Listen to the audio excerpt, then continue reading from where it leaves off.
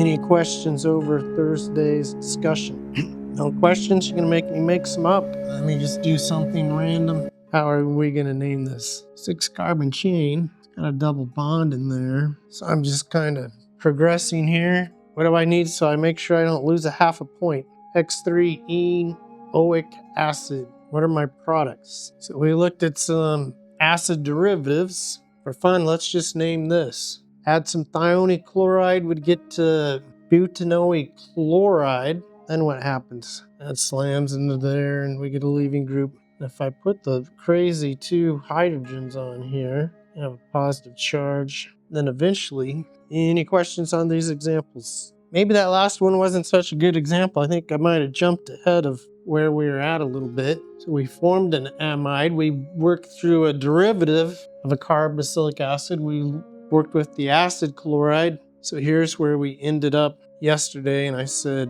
living organisms must not do it this way. So keeping with the review nature of the carboxylic acid chapter, in our alcohol chapter we looked at reducing agents. That's when you were first introduced to the idea of alcohols being oxidized to ketones or aldehydes. An aldehyde can be further oxidized to the carboxylic acid. So here are strong reducing agent, lithium aluminum hydride, will reduce an acid all the way down to a primary alcohol.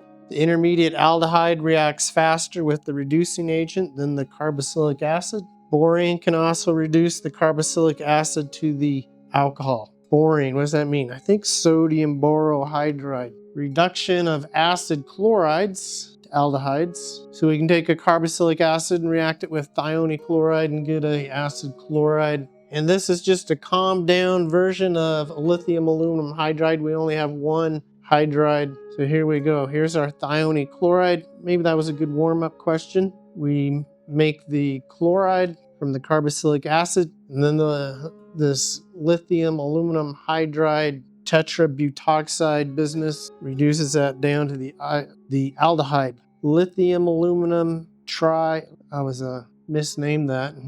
I'd name the hydride before. I'm not going to argue with Wade. Lithium aluminum tritert-butyl hydride is a weaker reducing agent than the lithium aluminum hydride. Calms it down a bit. It reduces acid chlorides because they are strongly activated towards nucleophilic addition of a hydride ion. Main thing is we get the aldehyde out of there. So carboxylic acids can be converted into ketones with organometallics here. Why does it take 2? Your favorite subject, acid-base chemistry. Organometallics, you want to keep them away from waters and alcohols and maybe carboxylic acids. We'll see here in a second. So you just waste one of these, protonating that, and then the next one slams in. We could probably write a mechanism. General method of making ketones involves the reaction of carboxylic acid with 2 equivalents of an organolithium reagent. All right, so we kill off one organometallic reagent. It just gets wasted,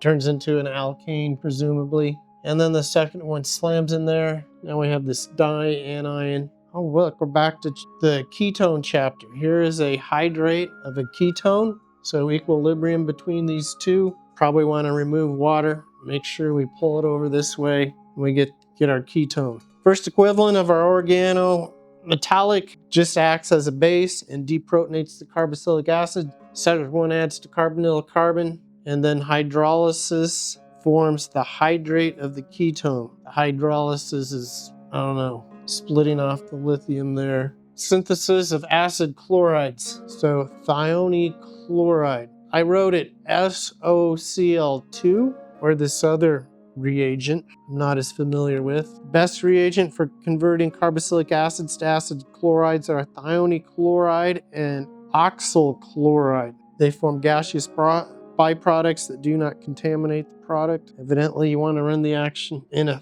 fume hood. So here's the thionic chloride. Oxygen runs into there. Get this resonance stabilized intermediate. Step 2, a chlorosulfide and hydride. Now it looks like just a setup for chloride to run in there. Here's the equivalent of our tetrahedral intermediate. There's our leaving group. So this mechanism is for your information.